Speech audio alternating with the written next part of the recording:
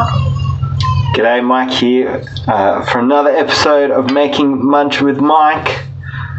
I just heard Sylvia wake up. Not ideal, anyway. I don't think she's had quite enough sleep. And it was before I even started making noise, so not my fault. Actually, it's quite quiet today. There's been construction going on nearby. Anyway, there you go. What a start to a video. Starting by hearing the girl crying out. Well, the pan's not very hot yet. Anyway. Yeah. My hope is that season 2 will be quite short, but I heard today that lockdown's extended till the 30th. So we're going to get through this pack of sausages. 24 pack from Aldi. I think it was cheap. I don't know. I don't spend that long shopping. I just kind of go, it looks bulk and poorly branded, must be cheap. Not necessarily a true set of logic there, but could be. We were talking in class just before about eschatology, what's going to happen at the end of the world. I like to talk about it. I think most of my thinking on most things governed by how I think the world will end. And I don't know, I wonder if that's true for everyone.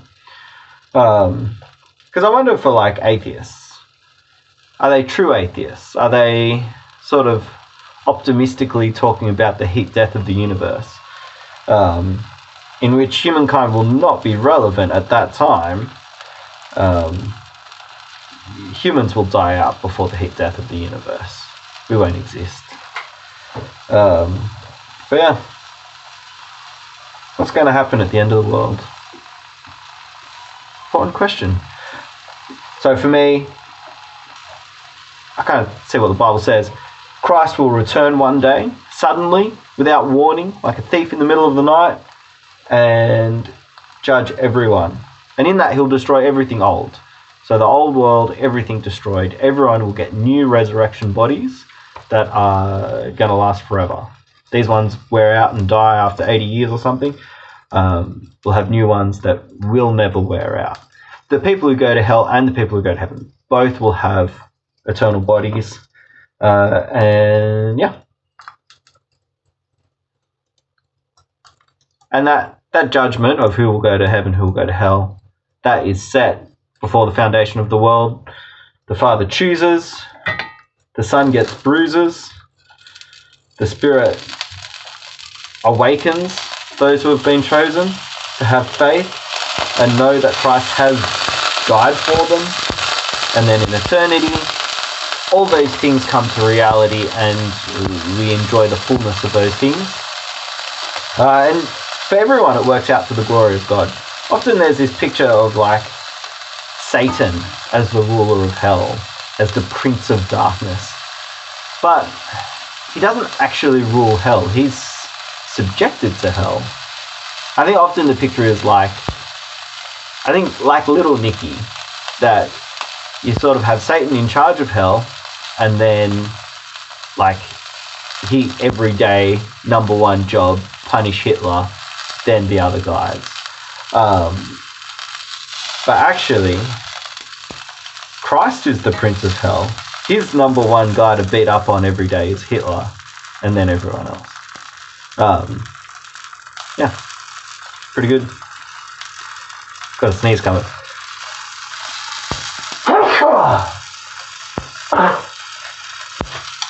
High quality content that won't be edited out like some other YouTubers who edit out all the boring bits of their video. The boring bits is what I'm after, man. Anyway, so yeah, and then like where you're going in eternity, that then governs where you are now. So right now, live in line with eternity. I don't know how a atheist lives in line with an eternity of not existing, because I suppose truly then, like what you do now in no way or shape or form matters. So you just enjoy what's happening now as best you can. I guess it's a true atheist position. But what does that mean? What actually gives you the most joy? Is the most joy seeking after your own joy or your community's joy? Is it better celebrating together than on your own? I don't know. All sorts of questions. I don't know. But I think sometimes there's sort of this thing of like, because I'm saying the whole world will be destroyed, then I don't care about this world. But that's not entirely true. I care about this world. I want good things for this world because this world belongs to Christ. He's the Prince of all things. It's his, and that's why he will have the authority to come and destroy it, because he's like, this is a building that's been condemned, and Jesus owns it, so it's his right to destroy it. It's no one else's right to destroy it. Yeah. So that means there are ways that I then treat this world because of knowing the end, that this world belongs to Jesus. Yeah. So, crucial to that, what I want to start talking about, nuclear power and desalination plants. I think Australia should have multiple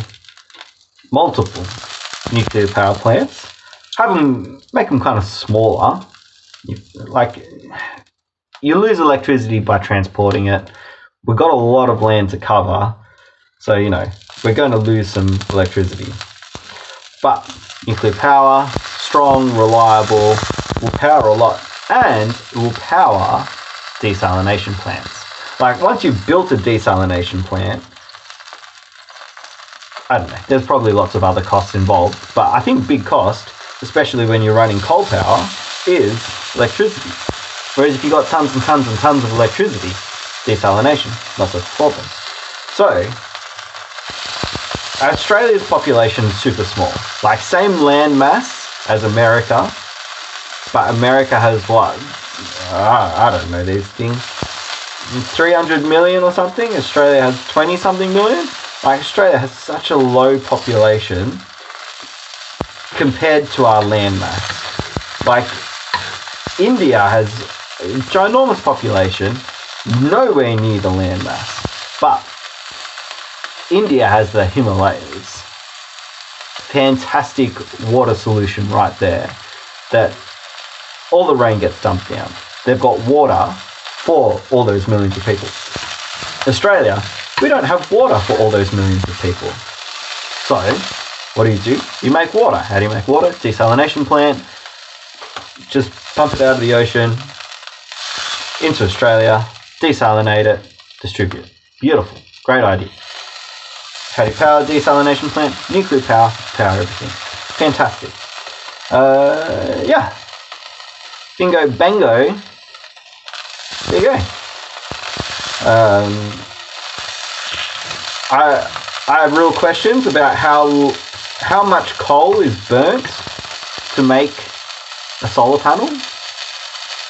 Like, what's the carbon emissions on a solar panel before it's installed? And then even after it's been transported and installed, like, what are the costs for solar panels? Like, don't get me wrong, I love solar panels. I think they're a great idea. But when they're being produced with coal power, it's the coal that I think is a bad idea. It's the carbon emissions that I think is bad. Don't burn coal to make solar panels. Nuclear power. Use nuclear power, make all the solar panels you want. Brilliant. Anyway. I always love the memes of the electric car being powered by a diesel generator. Imagine if you were powering it by nuclear power. Oh, so good. So good. I've been saying this thing for ages and it's not true. I keep saying, Australia's already, like, storing nuclear power anyway. No. I think what happened is that it was on the news one day when I was like 12 or something, and I knew enough to understand what was being said, and there was a suggestion that America wanted to store their burnt fuel rods in Australia. That was the solution they were after for whatever reason, I don't know why. It never actually happened, but I just saw the news story, half paid attention, and went, must be true. And then went around telling everyone we're storing nuclear power fuel rods burnt in America. No, we're not doing that. We're just storing stuff, we have nuclear power reactors in Australia just for medical stuff, just to do x-rays and whatnot. And the waste from those are stored in places. Anyway, so yeah, nuclear power, great idea, good for Australia, good for humans, good for people. That's it. It just fits so many good things that I like. Gives humans electricity so they can cook a delicious sausage. What a dream! Anyway. I've got more rambling to do about nuclear power. I'll do it some other time. This has been Making Lunch with Mike. I will catch you tomorrow. Have a good one. Bye.